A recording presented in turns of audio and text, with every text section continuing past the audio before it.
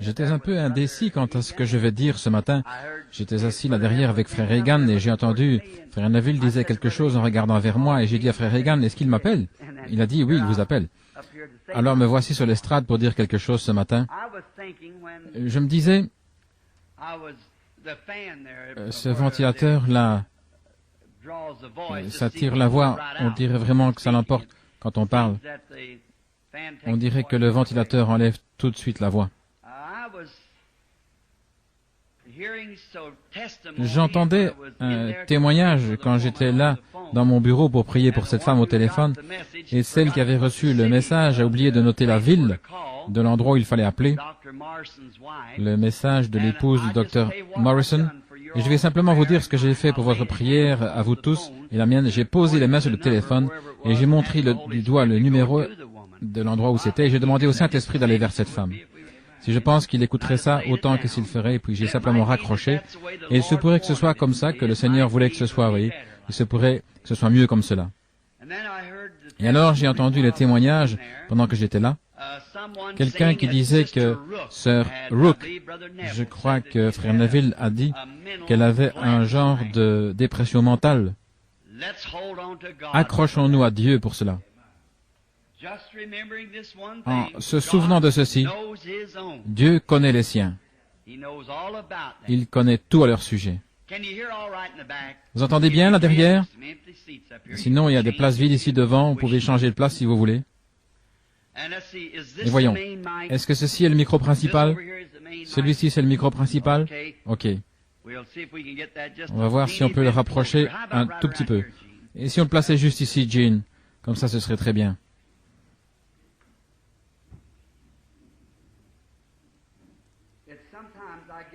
Parce que parfois, je suis un peu enroué.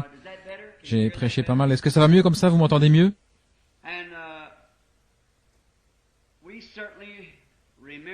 Certainement, nous voulons nous souvenir d'eux dans la prière. Et nous voudrions signaler les réunions glorieuses. Là, est-ce que c'est Sœur Rook que je vois? Je pensais que c'était cette dame-là qui lui ressemblait. Je me suis dit, certainement, je ne vois pas double. On dirait que quelqu'un lui ressemble à l'arrière. Elle est à l'hôpital Saint Edward. À Cleveland, dans le Tennessee, et aussi en Californie, nous avons eu des réunions glorieuses. Le Seigneur a béni abondamment et il a accompli beaucoup de choses. Et nous sommes heureux de cela. Nous sommes heureux de pouvoir revenir vers les nôtres, faisant le rapport de sa bonté et de la miséricorde de Dieu. Et c'est comme ça qu'il faisait dans la Bible. J'ai apprécié la prière de frère Neville ou de frère Beeler, comment il a prié pour les gens et en demandant l'aide et la miséricorde. Et si nous regardons simplement tout au long, vous verrez qu'il y a vraiment quelque chose d'authentique là-dedans. Et alors, comme frère Neville, il est venu et il a fait avancer ses diacres ici à l'estrade pour prononcer les bénédictions de Dieu sur l'offrande de l'Église. Et je l'ai entendu parler dans sa prière à Dieu de ces hommes, de la façon dont ils priaient les uns pour les autres. Et ça me fait du bien d'entendre un pasteur qui peut prier pour ses diacres et les diacres à leur tour qui prient pour leur pasteur. Quand vous voyez une église adopter une telle collaboration, eh bien, quelque chose est sur le point de se produire. Voilà comment l'église doit être en ordre. Et ça m'a donné une idée pour un sujet. J'avais l'intention de parler de la bénédiction à Kadès et du refus d'écouter le rapport des espions. Mais alors je me suis ravisé, j'ai décidé de parler de quelque chose d'autre. Et maintenant, en ce qui concerne la guérison, il y a juste un petit témoignage que je voudrais donner. J'espérais voir mon garçon Billy là derrière. Il a ça dans sa poche. Et Billy va beaucoup mieux dans la réunion qu'avant. Il était nerveux, bouleversé. Il parlait un peu comme ceci. Oh, va t'asseoir, va t'asseoir. Je vais vous donner une carte de prière. Et j'ai remarqué récemment qu'il y a des gens qui viennent à la réunion et vraiment il les prend en pitié. S'il lui reste plus de cartes de prière, alors ils les installent dans une pièce pour que j'aille prier pour eux. Il est arrivé quelque chose à Chicago la dernière fois et je voudrais lire cette lettre, du moins s'il arrive. Je n'ai pas eu l'occasion de le voir. Il ne savait pas que je viendrais ici ce matin et que j'aurais besoin de cette lettre. Mais ça m'est simplement venu à l'esprit quand j'ai pensé à toutes ces maladies. Et voici ce qu'il en est. C'est une lettre recommandée. Je lisais dans le journal, non, on me l'a rapporté, que les journaux critiquaient Oral Roberts d'avoir prié pour une femme qui était atteinte du diabète et qui était morte. Maintenant, en tant qu'Américain, j'aime bien écouter les lois et ceux qui ont l'autorité, mais je pense que ce n'est pas juste. Je me demande s'ils voudraient parler dans le journal de tous ceux pour qui Oral Roberts a prié et qui ont été guéris et que les médecins avaient abandonné. Je me demande s'ils voudraient faire le contraire une fois, voyez-vous. Ils ne le feraient pas. Et alors je pense peut-être que le diable les a tellement brouillés, et Dieu permet cela, alors, et au jour du jugement, ils devront rendre des comptes. Mais moi je connais des milliers de gens pour qui Oral Roberts a prié, qui étaient mourants et qui sont rétablis. Ainsi, voyez-vous, ils sont injustes à ce sujet. Ils vont publier leur point de vue critique, mais ils ne publieront pas l'autre point de vue. Le journal est censé tenir le public au courant des événements qui se produisent. Alors je pense que si les êtres humains sont intéressés les uns aux autres, alors si quelqu'un est guéri, vraiment guéri, tous les journaux des États-Unis devraient publier cet article-là. Mais on ne peut pas les engager à faire cela. Non. Présentez-leur quelque chose comme ça, ils vont ricaner et s'en moquer. Mais s'il y a quelque chose à critiquer, ça montre simplement que cette nation est prête pour le jugement. C'est juste. Il doit y avoir un jugement, il n'y a pas moyen d'y échapper, et ils ne font qu'amasser des charbons ardents sur leur tête. Et ils sont tellement dissociés par rapport au principe. Le principe d'un journal, son principe, c'est d'informer le public de tout ce qui se passe, bon ou mauvais. Mais ils se sont éloignés de leur principe. Et lorsqu'ils sont éloignés de leur principe, alors ils n'accompliront pas leur but correctement. Et c'est la même chose avec l'Église. Lorsque l'Église s'est éloignée de ses principes, elle ne peut jamais servir les saints correctement. Nous devons rester ensemble. Nous devons être unis. Nous devons être d'un même cœur, d'un même accord. Sinon, nous ne pourrons jamais servir ni Dieu ni les gens, à moins d'être d'un même cœur, d'un même accord, à soutenir les principes de la Bible et les choses que Dieu a dites, qui sont justes. Nous devons toujours nous tenir près de ces choses-là. Billy avait mis dans la pièce à Chicago, quelqu'un était venu vers lui, une femme, avec son mari qui avait un cancer du poumon et il mourait. Et sa femme était une victime de la polio, elle était dans une chaise roulante. Et elle essayait de prendre soin d'un homme qui arrivait à peine à se mettre debout et qui avait un cancer au poumon. Et Billy lui a dit, « Je suis désolé, monsieur. » Il a dit, « J'aimerais bien vous donner une carte de prière, mais il ne m'en reste plus une seule. » Et il a dit, « Eh bien, d'accord, fils. » Il a dit, « Nous sommes efforcés de venir jusqu'ici, mais c'est vraiment pas facile pour nous. » Billy a dit, « Je vais vous dire ce que je vais faire. Je vais aller chercher papa, je vais le faire entrer, ensuite je le ferai sortir. Et à ce moment-là, dès que vous aurez entendu son message, alors prenez votre femme et vous et entrez dans cette petite pièce-là par laquelle je passe et je lui demanderai de prier pour vous. » Il a dit, « Oh, ça c'est un beau geste de ta part, mon fils. » C'est bien, voyez, voilà une attitude. C'est bien, c'est formidable. Et ce soir-là, Billy, quand il est allé là, contrairement à ce qu'il avait dit, il y avait là son beau-frère qui saignait, qui souffrait d'hémorragie pulmonaire, et aussi sa belle-sœur qui saignait à l'estomac à cause d'ulcères. Ils étaient entrés là avec eux. en prétextant les aider à entrer. On doit faire attention, sinon on pourrait remplir toute une pièce, voyez. Mais après être passé là pour prier pour eux, nous avons reçu une lettre par la poste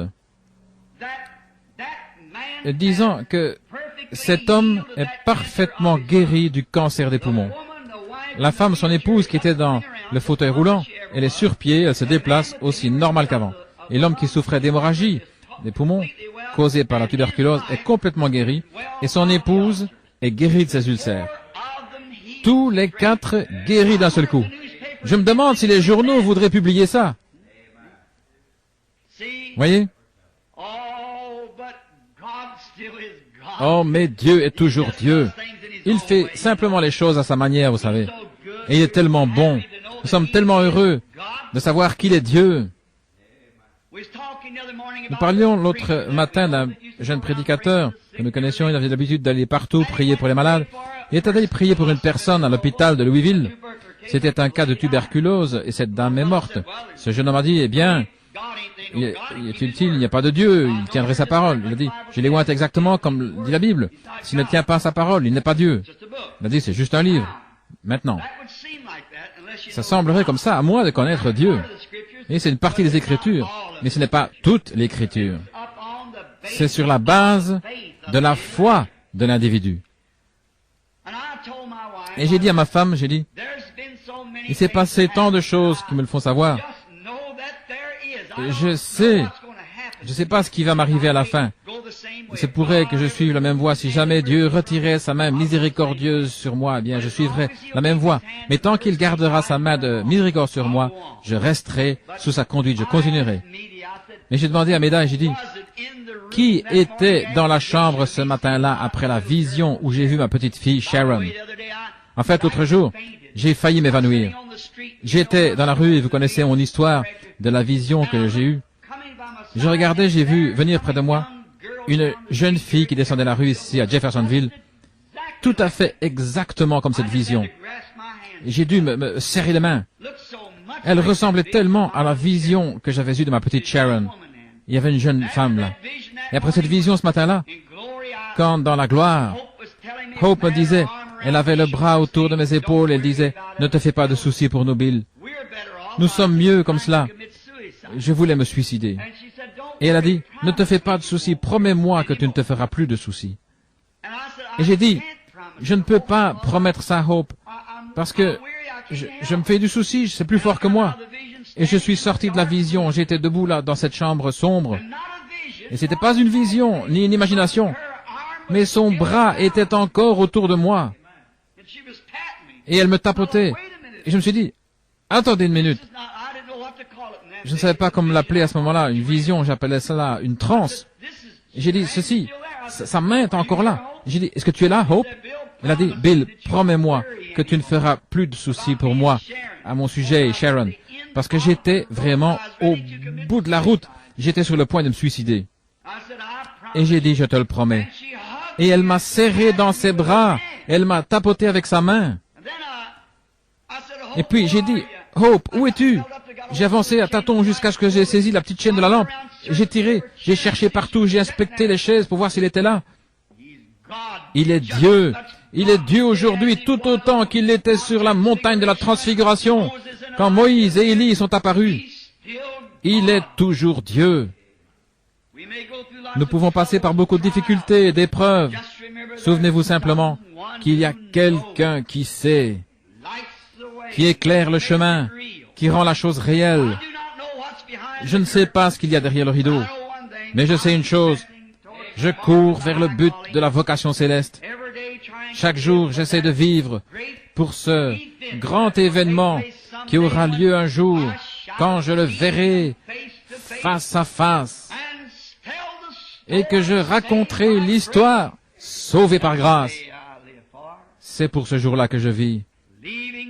Laissant en arrière les choses qui y sont, je veux courir vers le but, continuer à avancer. Je veux que ce tabernacle, maintenant que vous êtes debout, je veux que vous continuiez à courir vers le but de la vocation céleste. Quoi que vous fassiez, soyez fermement attachés les uns aux autres. Ayez l'esprit de clan le plus possible, mais en gardant toujours un bras tendu vers l'extérieur pour aller chercher quelqu'un d'autre. Mais dans cette foi que nous prêchons maintenant, pour laquelle nous combattons, ne vous en éloignez pas d'un pouce. Si vous croyez que je suis son serviteur, ceci est le programme de Dieu. Ce ne sera jamais dans la majorité, ce sera toujours la minorité. Ça a toujours été et ce sera toujours comme ça. Mais souvenez-vous, il est écrit, ne crains pas, petit troupeau, car c'est la bonne volonté de ton Père de te donner le royaume. Maintenant, il y a un groupe d'offices dans notre Église, des diacres, des administrateurs, surveillants de l'école du dimanche, pasteurs, selon l'ordre établi dans notre Église. Et vous êtes les gens qui avez élu ces offices et ces pasteurs. Je suis simplement le surveillant général, je suis là pour veiller à ce que tout se déroule bien, pour donner des conseils, ainsi de suite. Et c'est vous qui élisez votre pasteur, qui élisez vos administrateurs, qui élisez vos diacres, qui élisez chaque office qu'il y a dans l'Église. C'est vous, les gens. Et c'est votre devoir de vous tenir près de ces hommes. Oui. Ils vont faire des erreurs. Ce sont des hommes, des mortels. Ils feront des erreurs. Mais si le président des États-Unis commet une erreur, est-ce qu'on va le renvoyer comme président? On oublie ça et on va de l'avant. C'est ainsi que nous voulons faire avec notre Église maintenant. Je l'écoutais prier il y a quelques instants pour les diacres et d'entendre là derrière à la porte un témoignage des administrateurs que vous êtes tous d'un même accord. Maintenant, restez comme ça maintenant, souvenez-vous. Restez avec ces administrateurs, diacres et pasteurs. Et souvenez-vous, une fois que vous êtes unis comme cela, souvenez-vous que ce sont les affaires du diable de faire en sorte que cette unité soit brisée. Ça a toujours été et ce sera toujours ainsi. Voyez. Mais soutenez vos frères, ces offices. Voilà ce dont je voulais parler. Et aussi, j'ai un tableau d'affichage ici ce matin concernant la réunion des conseils et les autorités. On mettra ça sur le tableau d'affichage. J'ai une copie pour frère Robertson, qui est le président des administrateurs. Et j'ai aussi une copie pour frère Collins, je pense, qui fait fonction de président du conseil des diacres. Et maintenant, tous ces offices sont établis selon les Écritures. Ils doivent avoir les règles bibliques de ce qu'ils doivent faire. Par conséquent, les administrateurs ont leur office à eux et les diacres ont leur office à eux. Le surveillant de l'école du dimanche a son office à lui et le pasteur est la tête du troupeau. Maintenant, selon chacune de ces fonctions, ils ont des choses en commun et je pense que vous ne devriez pas avoir vos réunions ensemble, mais séparément selon chaque fonction, parce que les diacres n'ont rien à dire aux administrateurs, à moins d'avoir quelque affaire à leur soumettre. Et vice-versa, les administrateurs sont responsables des finances, de ce qui concerne le bâtiment, ils n'ont rien à voir avec les diacres. Les diacres sont les policiers de l'Église et les assistants du pasteur. Et les administrateurs sont responsables de tous les biens. Les administrateurs n'ont rien à voir avec le côté spirituel et le diacre n'a rien à voir avec le côté financier. Par conséquent, ce doit être, et le surveillant de l'école du dimanche est responsable de son école du dimanche. Donc, j'ai tout ça rédigé et tapé à la machine pour qu'on puisse le mettre là au tableau. Et nous allons aussi le mettre dans un cadre, la doctrine pour laquelle l'Église se tient, et nous allons l'afficher là, dans un cadre, les principes sur lesquels nous tenons, la doctrine de l'Église. Maintenant, pour être une Église, nous devons avoir une doctrine. Ne plantons pas de jalons en disant nous allons jusque-là et pas plus loin. Dans la communion fraternelle avec tout le monde, nous allons aussi loin que Dieu nous permettra d'aller dans ses Écritures avec les gens. Alors restez ensemble, soyez d'un même accord, d'un même cœur, et allez de l'avant pour Dieu. Voilà ce que Dieu veut que vous fassiez. Maintenant, prions. Ensuite, nous irons dans la parole. Ô précieux Seigneur, maintenant nous sommes sur le point de nous approcher de la parole divine ou la lecture de cette parole. Que ton Saint-Esprit nous interprète ce dont nous avons besoin. Et donne-nous de parler, Seigneur, et d'agir, de vivre, en sachant que nous sommes tous tes enfants par grâce, puisque tu nous as appelés. Qu'il y ait une communion fraternelle dans cette Église, car nous sommes sur le point d'émerger dans un grand mouvement. C'est ce qui nous semble qui va susciter d'autres ministres pour aller dans les champs de mission là-bas.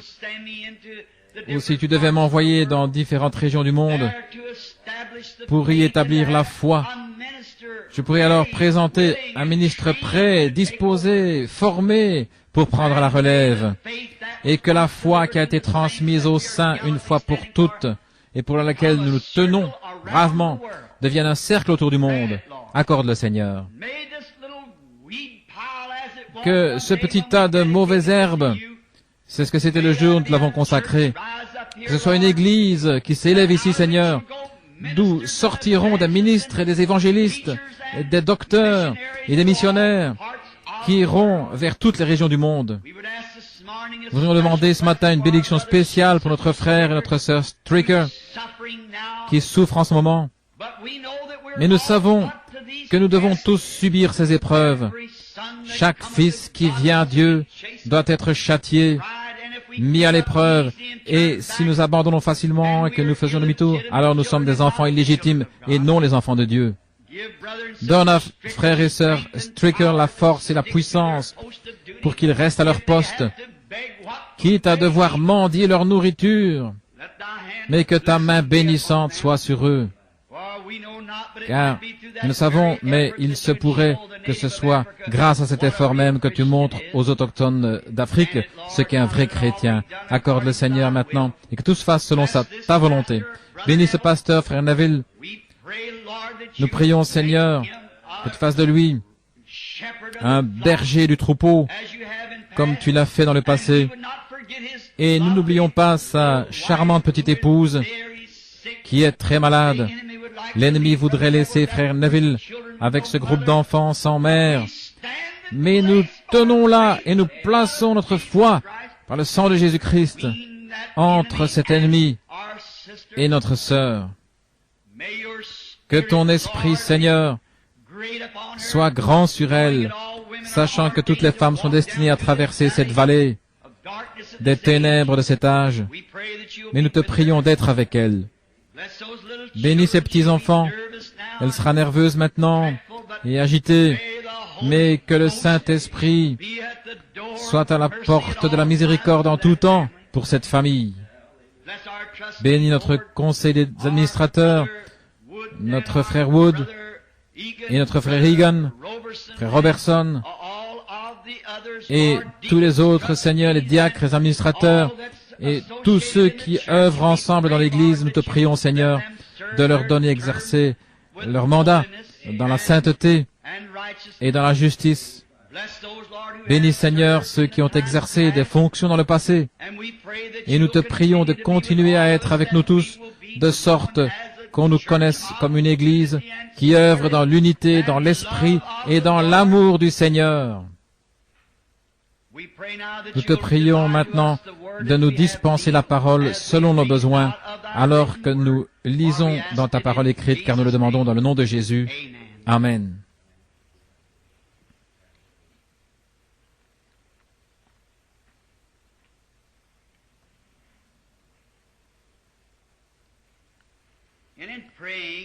Et en priant, je pensais, pendant que nous demandions la bénédiction pour notre conseil, notre nouveau conseil des administrateurs, je pensais à frère Fleeman et frère Dilsman et ceux qui sont assis là, qui ont été de bons collaborateurs précédemment. Nous voulons rendre grâce à Dieu pour leur service loyal. Que le Seigneur soit toujours avec eux pour les bénir et les aider. Je voudrais lire, souvenez-vous maintenant, le tableau d'affichage et tout, et les réunions qui auront lieu prochainement. Et nous sommes heureux d'avoir parmi nous ce matin, eh bien, je pourrais le dire comme ceci, un homme qui m'a été très précieux dans le passé et qui m'est précieux maintenant, un bon frère, Fred Softman et son épouse de Saskatchewan au Canada, qui est ici pour séjourner avec nous. dans notre nation, pour demeurer dans le pays, mais dans notre communion, c'est un frère bien-aimé, frère Fred Sothman. C'est lui qui a organisé la campagne pour moi quand j'étais au Canada. Et un autre précieux frère, qui était aussi autrefois un Canadien, et qui était un homme d'affaires, et qui peut prouver au monde qu'on ne peut pas donner plus que Dieu. Lui et son copain ont créé une fondation dont les fonds sont destinés à la construction d'un bâtiment, aux missions étrangères, une fondation. Ils m'ont fait venir à Oakland pour une réunion, et ils ont dit qu'ils avaient l'argent, qu'ils allaient tout parrainer par leur fondation. Frère Fred et moi, nous avions essayé ça avec de l'argent que frère Fred avait, et je n'avais pas voulu accepter à titre individuel. Nous avions décidé de donner ça aux Canadiens et de ne même pas prendre d'offrande, mais ce n'a pas été un succès. Les réunions se sont bien passées, mais parce que nous n'avions pas ramassé d'offrande, peu importe que l'Église vaille 100 milliards de dollars, vous voyez, et on doit quand même à Dieu de ramasser une offrande. Ça fait partie de l'adoration. Et vous voyez ça, et autant que je suis contre l'argent et ces choses-là, j'ai découvert que quand un homme a tort, autant admettre qu'on a tort. En effet, frère Fred et moi, nous avons constaté que ça n'a pas vraiment donné un bon résultat. Et frère Borders, quand j'ai quitté frère Fred et que je suis allé vous rencontrer à Oakland, j'ai dit, mais faites surtout pas ça. Faites passer le plateau d'offrande. Prenez une offrande. Que ce soit, mettez-le dans votre fondation pour une autre réunion quelque part. Et avant la fin des réunions, frère Borders et ses amis sont venus me dire, tout ce que nous avions mis dans la réunion a déjà été recueilli. Et puis il y a quelques jours, il a organisé une réunion à San José en Californie, où il a réuni, je pense, 60 ou 70 églises dans la vallée.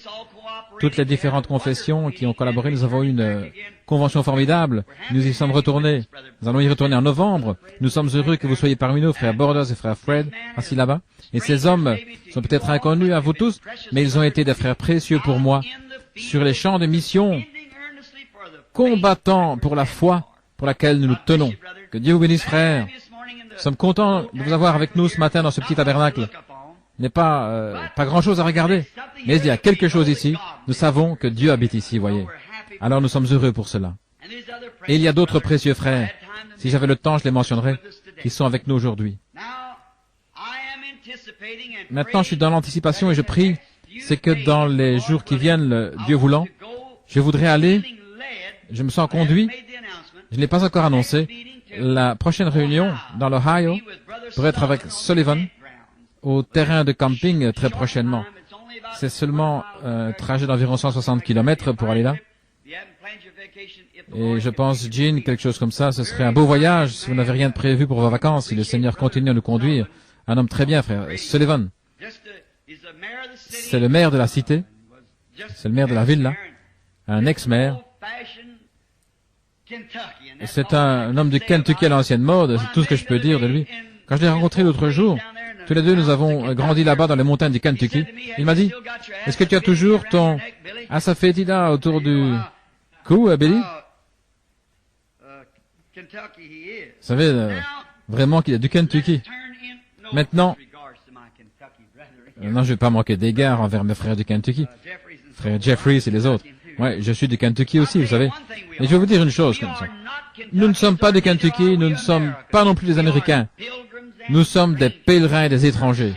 Nous cherchons une ville à venir, une cité. Maintenant, pour la lecture, lisons dans le livre de l'Exode pendant quelques minutes. Je voudrais lire au chapitre 23, au verset 20, jusqu'au verset 23 inclus. Et je voudrais tirer un sujet ce matin, de ceci plutôt, une délivrance totale. Je ne serai pas long. J'attendais pendant que vous preniez le livre et les chapitres. Voici, j'envoie un ange devant toi pour te protéger en chemin et pour te faire arriver au lieu que j'ai préparé. Tiens-toi sur tes gardes. Obéis à sa voix.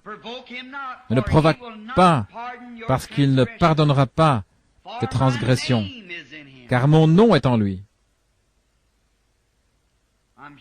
Je suis sûr que l'Assemblée sait qui était cet ange. Mon nom est en lui. Et si tu obéis à sa voix, et si tu fais tout ce que je te dirai, alors je serai l'ennemi de tes ennemis et l'adversaire de tes adversaires. Car mon ange marchera devant toi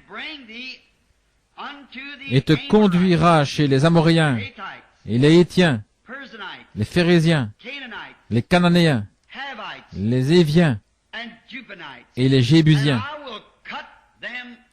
et je les exterminerai. Que le Seigneur bénisse sa parole, alors que nous parlerons maintenant pendant quelques minutes, s'il vous plaît. Je pensais à ce sujet, une délivrance totale. L'Église a été dans la minorité. Elle le sera toujours quant aux membres, jusqu'à ce que Jésus vienne. Mais elle vit en dessous des privilèges que Dieu lui a donnés. Si seulement nous savions que ceci est l'Église du Dieu vivant, non pas le Branham Tabernacle, mais le Branham Tabernacle en est simplement une partie. Il y a d'autres tabernacles semblables, d'un bout à l'autre du pays. Frère Snelling, ce soir, il va avoir un service de baptême. J'ai oublié, frère Curtis m'avait dit de l'annoncer. Il m'avait dit hier, il va avoir un service de baptême. S'il y a quelqu'un ici qui n'a pas encore été baptisé, eh bien, frère Snelling serait heureux de le faire ce soir.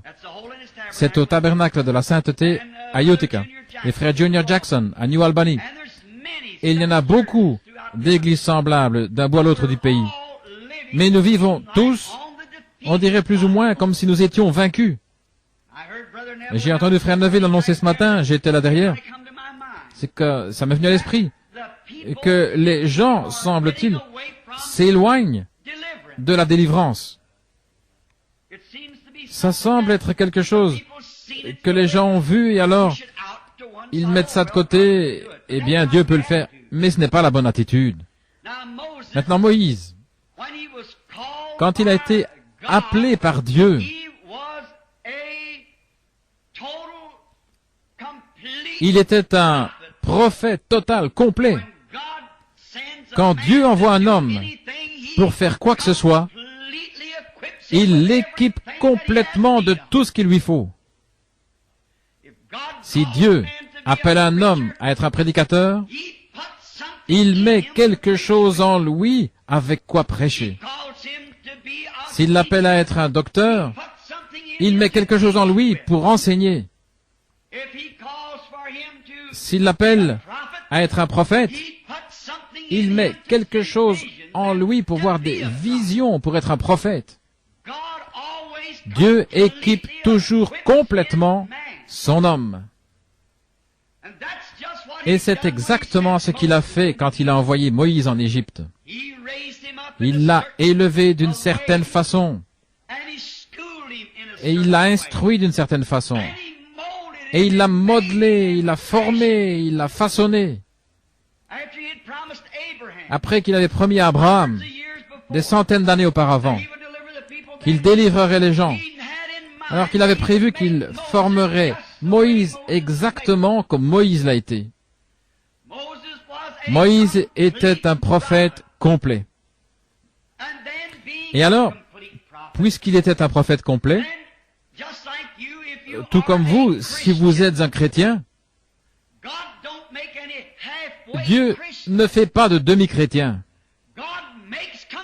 Dieu fait des chrétiens complets. Dieu ne fait pas de demi-prédicateurs. Mais le prédicateur peut être un demi-prédicateur. Et Dieu fait de ses enfants des chrétiens, mais parfois ils sont des chrétiens à moitié. Seulement ce n'est pas l'intention de Dieu qu'ils soient comme cela. Ce sont leurs propres voies qui se sont mêlées au plan de Dieu pour leur vie. Et c'est pour ça qu'ils sont comme cela. Dieu ne veut pas qu'ils soient des demi-chrétiens ou des demi-prédicateurs, faisant des compromis de part et d'autre. Il veut qu'ils se tiennent complètement dans la brèche. Maintenant Moïse, Dieu avait fait de lui un prophète complet pour une délivrance complète. Et Moïse s'était complètement abandonné dans les mains de Dieu. C'est la raison pour laquelle il était ce qu'il était. Il était tellement complet en Dieu au point que Dieu pouvait avoir confiance en lui.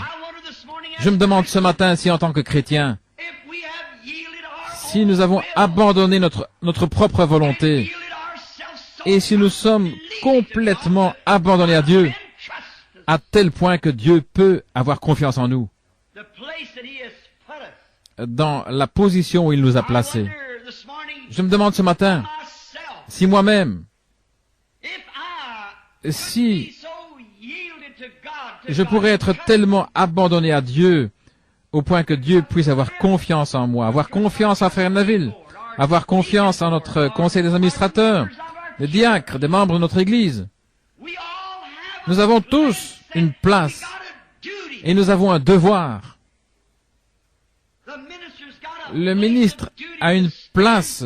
Son devoir, c'est de se tenir là et de prêcher les richesses insondables de Christ sans faire de compromis.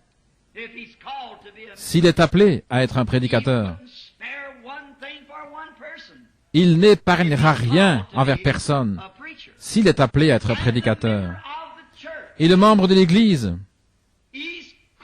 il est appelé à être un membre de ce groupe-là. Alors il ne fera aucun compromis. Si l'Église croit qu'on ne doit pas jouer à des jeux d'argent, alors ce membre ne touchera jamais un jeu de cartes. Nous ne croyons pas à la boisson, alors il tournera complètement la tête de la boisson. Si nous ne croyons pas dans les jeux d'argent ou fumer, les membres de cette Église ne devraient jamais toucher une telle chose. Dieu donne une délivrance complète. Lorsque il le fera si nous nous abandonnons complètement à lui. Si nous nous remettons complètement entre ses mains, alors Dieu pourra vivre en nous. Christ, l'espérance de la gloire. Il pourra se refléter en nous alors que nous nous enlèverons du chemin. Alors nos pensées seront ses pensées. Pouvez-vous imaginer Christ fumer un cigare? Pouvez-vous imaginer Christ en train de boire ou de jouer aux cartes? Alors si votre esprit est une partie de son esprit, il veut qu'il en soit ainsi par votre confession, mais vous permettez au diable d'entrer et de prendre le contrôle. Et pendant tout ce temps, tout au fond de votre cœur, vous savez que vous avez tort en faisant ces choses. Et lorsqu'un membre parle mal d'un autre, vous savez que c'est mal. Vous avez reçu l'ordre de prier les uns pour les autres. Et non pas de parler en mal les uns contre les autres, mais de vous aimer les uns les autres. Et si quelqu'un est abattu, relevons-le, aidons-le. Alors, ça fera de nous un groupe de croyants unis. Maintenant, quand nous n'obéissons pas à ça, alors nous n'obéissons pas à Dieu et nous ne plaisons pas à Dieu. Ainsi donc notre Église, les gens ne peuvent pas prospérer, l'Église ne peut pas avancer. C'est parce que nous sommes désunis. Comme Jésus l'a dit, un peu de levain fait lever toute la pâte. Maintenant, si le conseil de l'Église, ou par exemple les diacres, s'ils venaient dire que nous devrions construire un nouveau tabernacle, si c'est le vote des diacres, si on a consulté les administrateurs qui n'ont pas l'argent pour le faire, alors ils auront un programme de construction comme nous avons maintenant. Alors c'est présenté à l'Assemblée générale comme on devrait le faire, toute l'Église étant souveraine.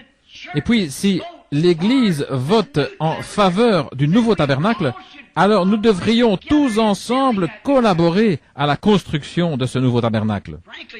Franchement, moi-même, quand ils m'ont parlé d'un nouveau tabernacle, pour moi, j'étais contre cette idée-là. C'est juste. J'ai dit, nous n'avons pas vraiment besoin d'un nouveau tabernacle. Je vais probablement m'en aller très bientôt, puisque le Seigneur m'a montré... Alors à quoi bon avoir un nouveau tabernacle? Nous n'avons pas l'argent pour cela. Ensuite, je suis venu. J'ai considéré le sentiment de l'Église, que l'Église, en majorité, semblait le vouloir. Alors qu'est-ce que j'ai fait? J'ai sacrifié mes propres pensées et je me suis rallié à l'Église. Bien sûr. Faisons-le, c'est ainsi que nous tirons au sort, comme ça que c'était dans la Bible. Comme l'Église votait, la souveraineté, les groupes de gens, ils se réunissaient. L'union fait la force.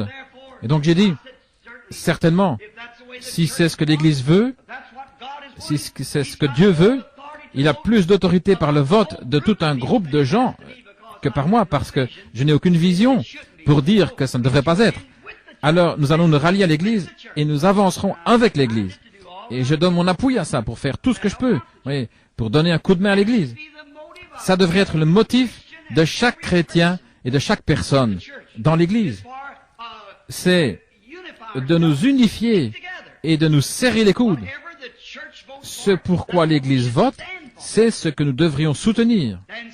Alors, disons par exemple qu'on veut modifier quelque chose dans l'Église. Eh bien alors, si les administrateurs veulent ça, si quelqu'un veut ça, les diacres, s'ils veulent modifier quelque chose, alors on présente ça devant l'Église, alors l'Église est réunie.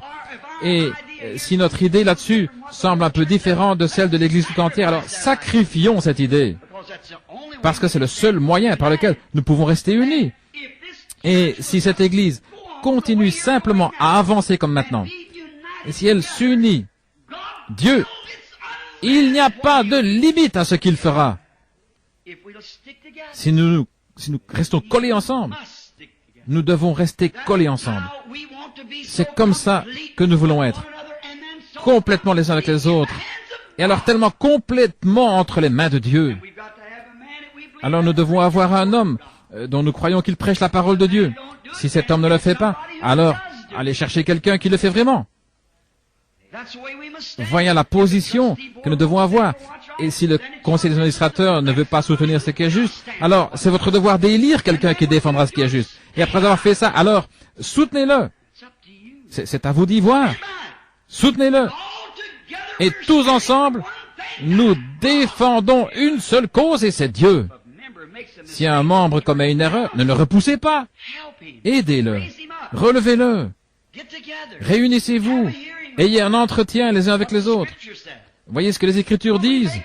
Quand nous commettons une erreur, allons près de Dieu. Avant d'aller près de Dieu, nous devons aller près de la personne que nous avons offensée. Et j'ai dû faire cela. Dernièrement, et je sais que j'avais mal agi, j'avais menti. J'avais incité ma femme à mentir. Je crois que je vous en ai parlé ici à l'église. C'était il y a quelques jours, il n'y a pas longtemps, environ 6 semaines.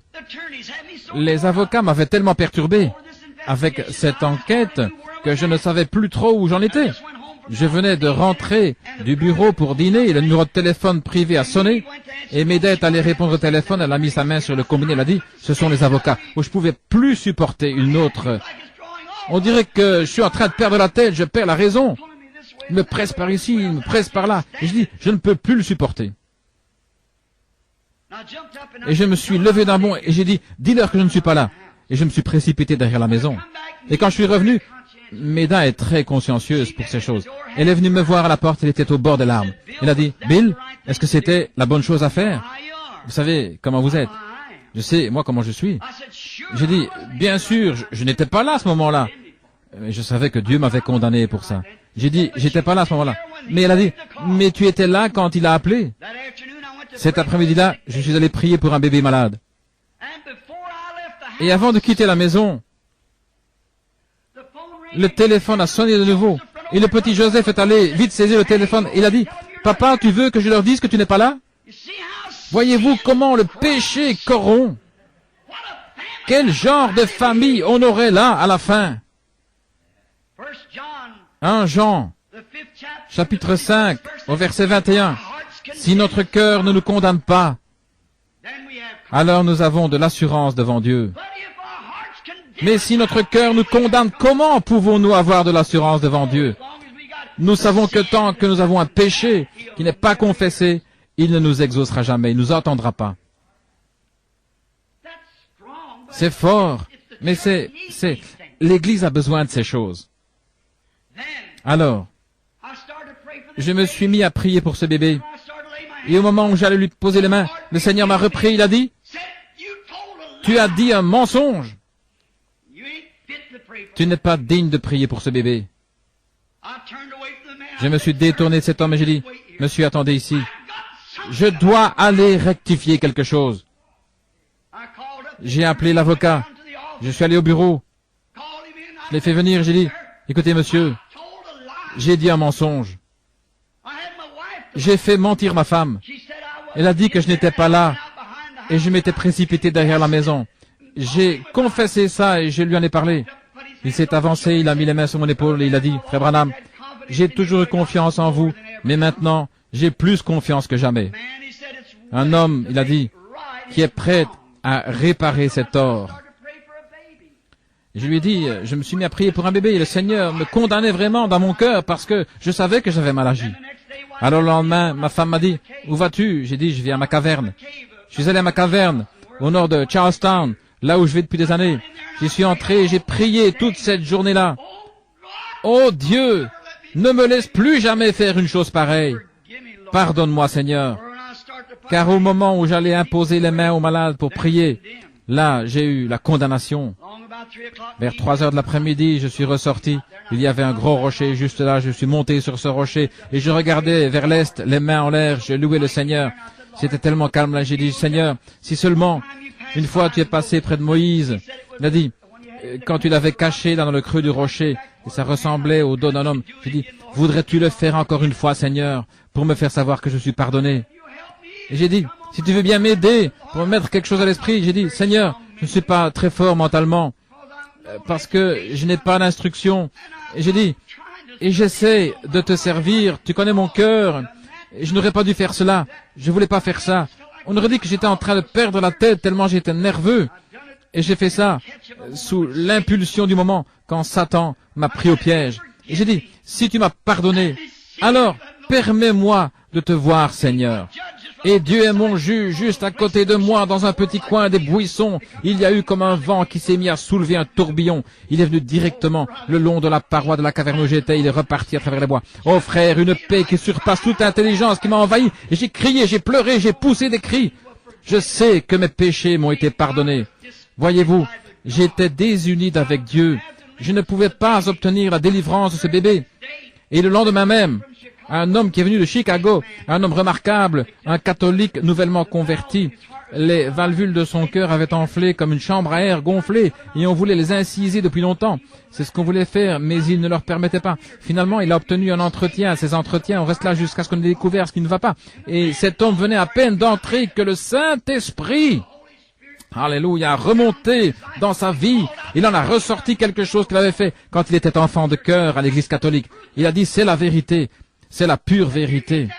Il a dit, voulez-vous dire que c'était la seule chose retenue contre moi? Et j'ai dit, c'est la seule ombre que je vois dans votre vie. Il est reparti, il a dit au médecin, il a dit, très bien, préparez tout maintenant, nous allons voir l'opération. Le médecin a dit, nous allons vérifier de nouveau ce cœur. Il a examiné, il a dit, vous n'avez pas besoin de cette opération. Oui, si notre cœur nous condamne, nous voulons une délivrance totale. Nous ne voulons pas être une demi-église, nous voulons être une véritable église. Ou pas d'église du tout. Nous voulons être des chrétiens véritables ou pas de chrétiens du tout. Nous voulons une délivrance totale de nos habitudes, de nos péchés, de nos mauvaises pensées, de nos mauvaises actions, de notre négligence, de tout ce que nous avons fait. Nous voulons une délivrance totale.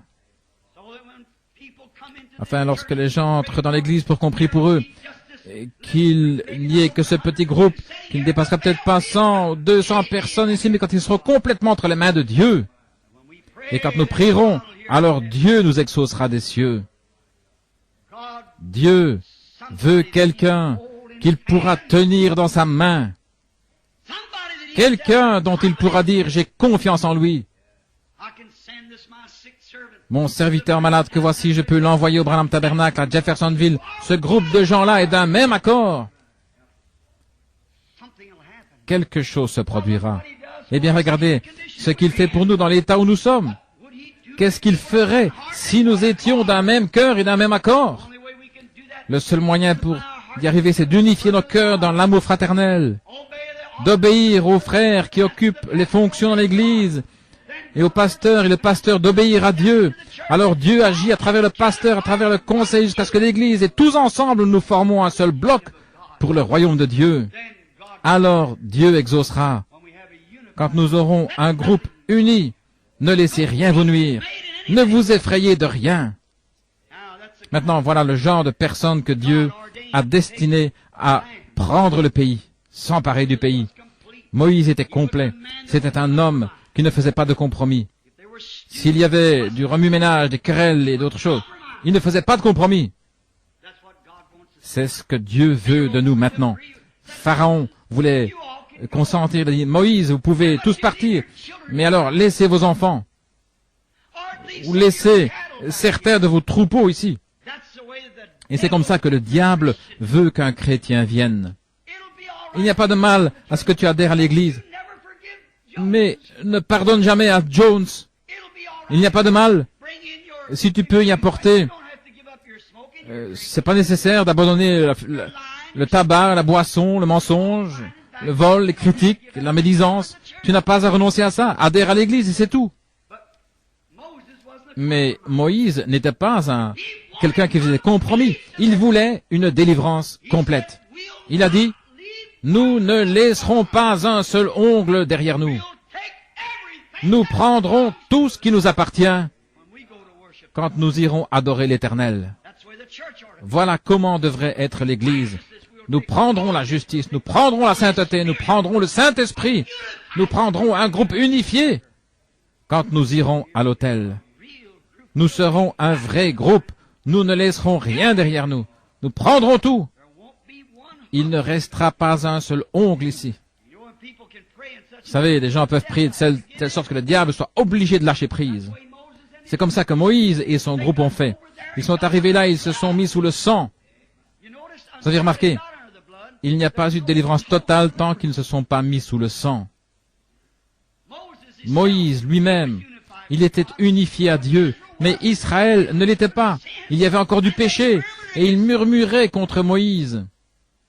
Et il disait, pourquoi fais-tu cela? Tu attires plus d'ennuis. En effet, Pharaon doublait la quantité de briques qu'il devait faire et tout. Ça, c'était Moïse. Lui, il était complètement entre les mains de Dieu, totalement délivré de la garde des brebis pour garder les brebis de Dieu. Lui-même, il était totalement délivré. Mais le peuple n'était pas délivré, parce qu'il y avait encore des murmures parmi eux. Un soir, quand Dieu avait décrété qu'on devait tuer un agneau, un type de Christ, et que le sang a été trempé dans l'hysope, ce qui est une herbe toute simple, ordinaire, humble, et appliqué sur le linteau de la porte et sur les poteaux, c'est là qu'Israël a été complètement délivré, sans laisser un ongle derrière. Tout ce qui leur appartenait a été délivré. Leur famille, leurs bien-aimés, et tout ont été délivrés quand ils se sont mis complètement sous le sang. C'est là que l'Église sera complètement délivrée, quand tout aura été mis sous le sang, quand vos péchés auront été mis sous le sang, quand le fait de fumer, votre jeu d'argent, tricherie, votre vol, votre mensonge, quand tout aura été mis sous le sang, alors il y aura une délivrance totale. Si vous avez fait du tort à quelqu'un, réparez ça. Vous ne pouvez pas apporter ça sous le sang, ça n'y restera pas. Vous ne pouvez pas l'apporter. Quelque chose vous empêchera de le faire. Quand votre moi aura été complètement, totalement mis sous le sang, il y aura une délivrance totale. Alors vous aurez une liberté que vous n'avez jamais connue. Quand tout aura été mis sous le sang, soumis au royaume de Dieu, alors il y aura une vraie délivrance. Jésus était complètement, totalement homme. Il pouvait pleurer comme un homme. Il pouvait manger comme un homme. Il pouvait être fatigué comme un homme. Il était complètement, totalement homme dans son être physique. Et dans son esprit, il était complètement, totalement Dieu. Alors il a soumis sa chair à l'esprit qui était en lui. Voyez-vous, il a été tenté de toutes les manières comme nous. Il était un homme, pas un ange. Il était un homme. Il avait des désirs et des tentations, exactement comme nous. La Bible le dit. Il était un homme, pas un ange au-dessus de la tentation. Hébreux 1 dit qu'il a été, Hébreux 1:4 dit qu'il a été abaissé au-dessous des anges. Il était homme, complètement homme. Alors Dieu a pris un homme complet pour produire une délivrance totale. Et il l'a rempli de son esprit. Le Saint-Esprit était en lui sans mesure. Et il a été tenté comme nous avons été tentés. Il était complètement Dieu. Il a prouvé quand il est ressuscité des morts.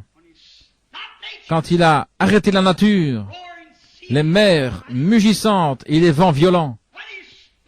Quand il a parlé aux arbres et tout, ils lui ont obéi. Il était Dieu à l'intérieur. Et il aurait pu être un homme, car il était effectivement un homme.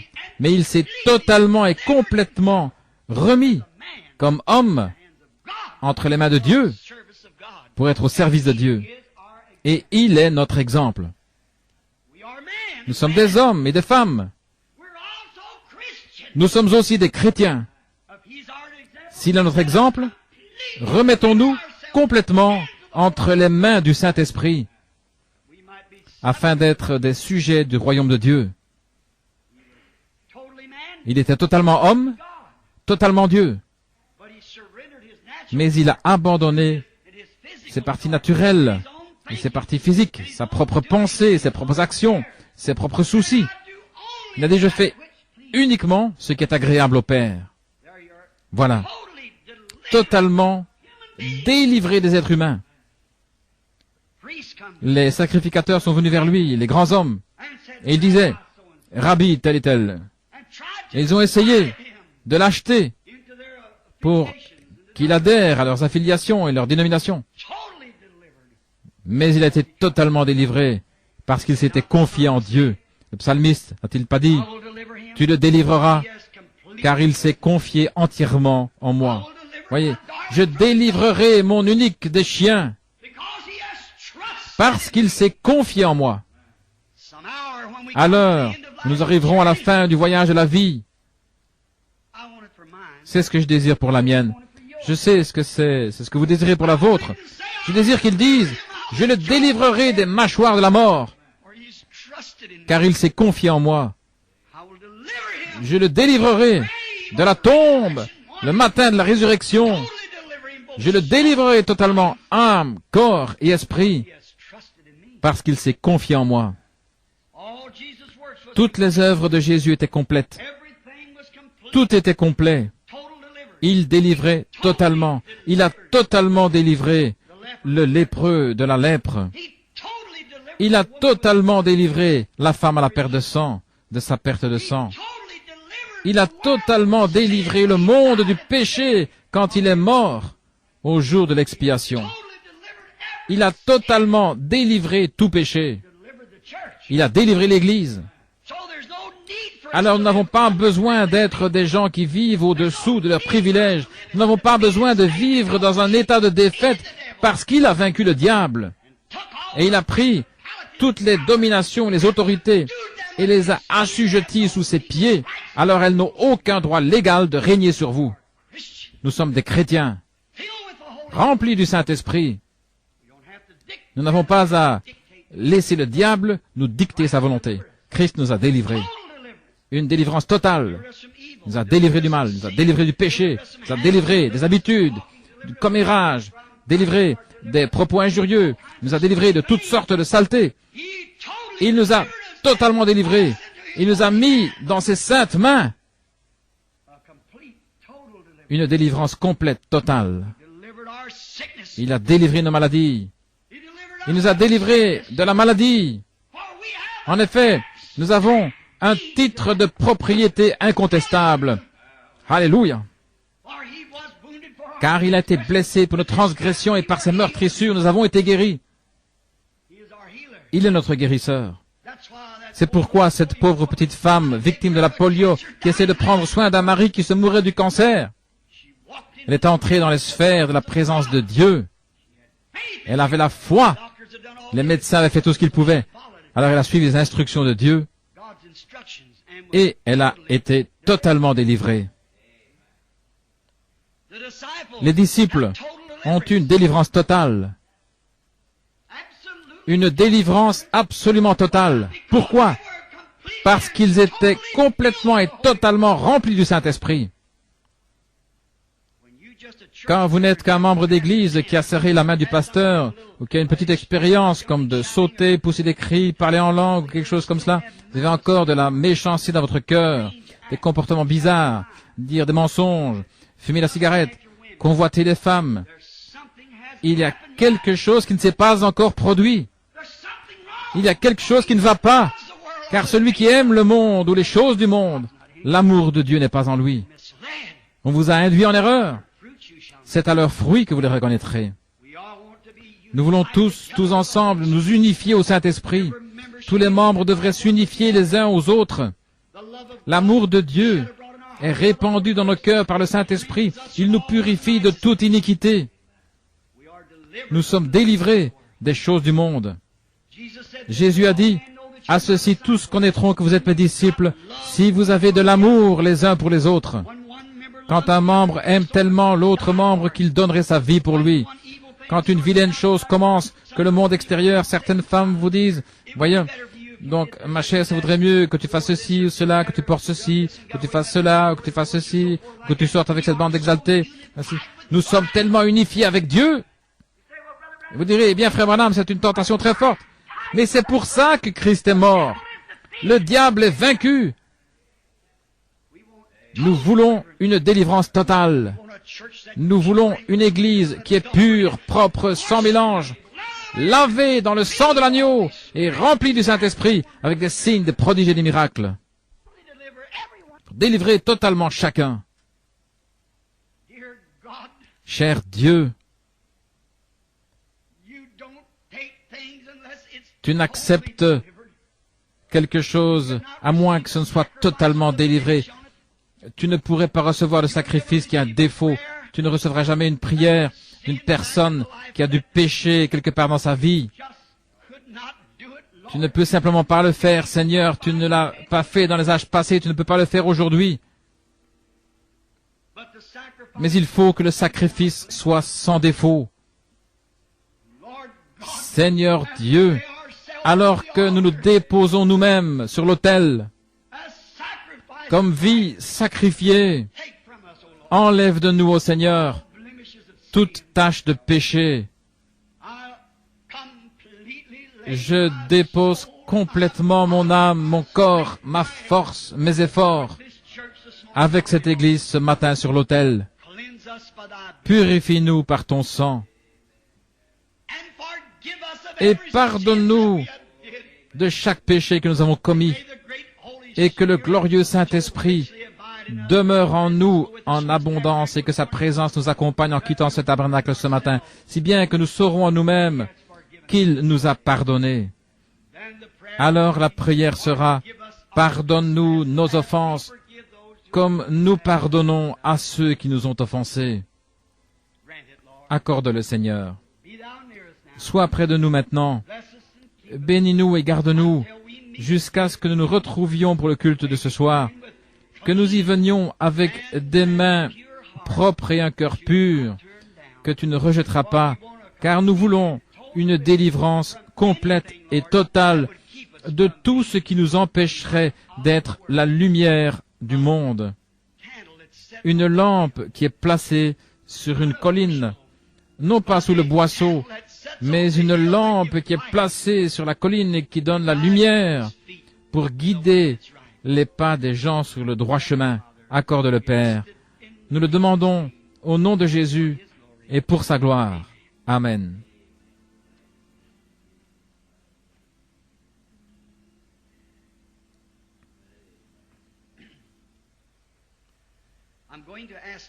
Je vais demander à Doc,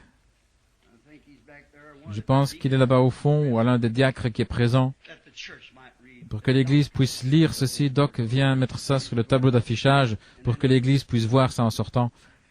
Et puis Frère Collins, s'il est ici, est-ce que Frère Collins est ici?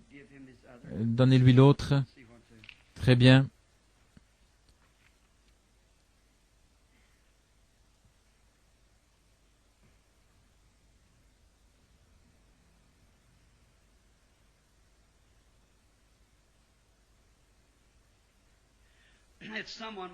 C'est quelqu'un qui voudrait avoir un entretien. Et ça, c'est toujours accordé. Nous sommes contents. Et des entretiens, j'en ai. Voyez-vous, la chose que vous devez faire, c'est d'appeler à notre numéro là-bas. Nous avons eu tant d'ennuis à la maison, l'Église le sait. Et ce sont des nouveaux venus. L'Église est au courant. On devrait mettre un petit bout. Je vais demander qu'on affiche ça dans l'Église pour ceux qui viendront. Voyez-vous, il y en a tellement que nous ne pouvons pas nous occuper de tout. On les prend un, par numéro. Voyez, si vous voulez simplement téléphoner à Butler 21519 Butler et n'importe quel membre qui voit quelqu'un qui a un besoin, je suis toujours content de voir les gens. Mais nous avons une méthode habituelle. Il y a des gens qui ont déjà appelé plusieurs fois. Et vous voyez, nous les faisons passer l'un après l'autre. Vous voyez, autrefois on faisait ça un peu au hasard, n'importe comment. On passait, on sautait, les gens rentraient chez eux déçus et tout. Maintenant, tout était mis en ordre. Et c'est de ça que nous essayons de parler maintenant, voyez-vous, de tout mettre en ordre de façon parfaite. Et je serais content de voir ces chères personnes, s'ils veulent simplement composer Butler 215191519 et M. Mercier ou M. Gaud, l'un des deux, répondra au téléphone et il vous dira exactement quand vous pourrez avoir un rendez-vous. Nous avons un local là-bas climatisé et prêt pour qu'on puisse recevoir les gens et prier pour eux. Nous ne demandons pas mieux que de faire cela. Maintenant, la raison pour laquelle je ne viens pas à l'église, les gens pensent que je cherche à m'éloigner des gens. Ce n'est pas ça. J'essaie précisément, voyez, d'être tout à fait en ordre. Voilà ce que je veux. Voyez-vous, nous ne faisons pas exception de personne. Chaque personne, n'importe qui, n'importe où, n'importe quand, voyez-vous, la couleur, le credo, ça n'a rien à voir là-dedans. On va là, on rencontre les gens. S'ils ont un besoin, on reste là avec Dieu jusqu'à ce qu'on ait une solution. Voyez, pour ce qui concerne les réunions, s'ils veulent savoir quelque chose, bien sûr, on s'en occupe, puis on classe ça. Ça, c'est uniquement la conduite du Saint-Esprit. Je pense que ça, c'est juste, voyez, sur un pied d'égalité, sans exception de personne. Vous voyez, il y a des gens qui étaient venus pour qu'on prie pour eux ce matin et qui étaient malades et qui voulaient qu'on prie pour eux. Très bien. Il n'y en a pas. Alors, chantons ce bon chant-là pour l'adoration. Que pouvons-nous chanter ce matin? Qu'est-ce qui peut effacer mon péché? Tu connais ça, Teddy? Rien d'autre que le sang de Jésus.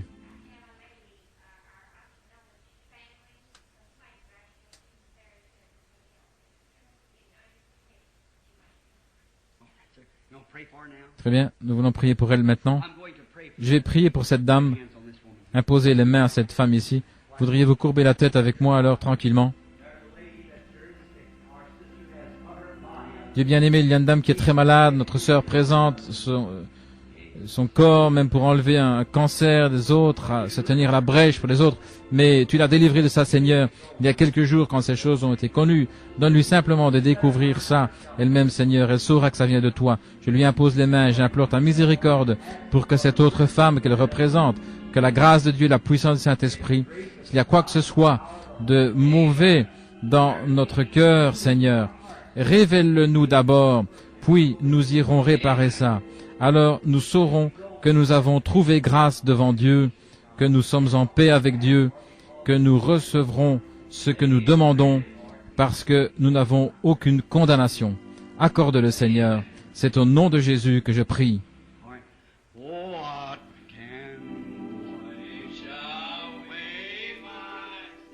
Qu'est-ce qui peut effacer mon péché? Rien d'autre que le sang de Jésus. Qu'est-ce qui peut me rétablir, me guérir? Rien d'autre que le sang de Jésus.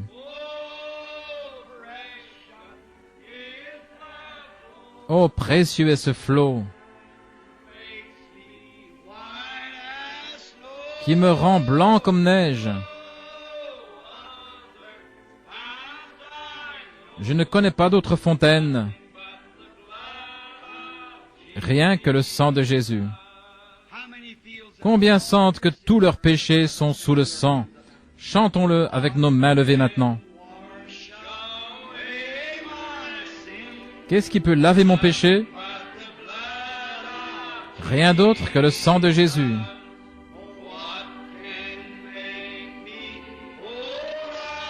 Qu'est-ce qui peut me rétablir?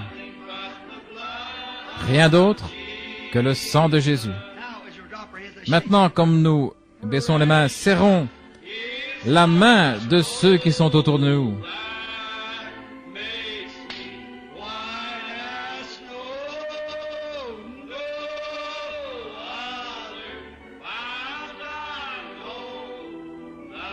Je ne connais pas d'autre fontaine, rien d'autre que le sang de Jésus. L'aimez-vous?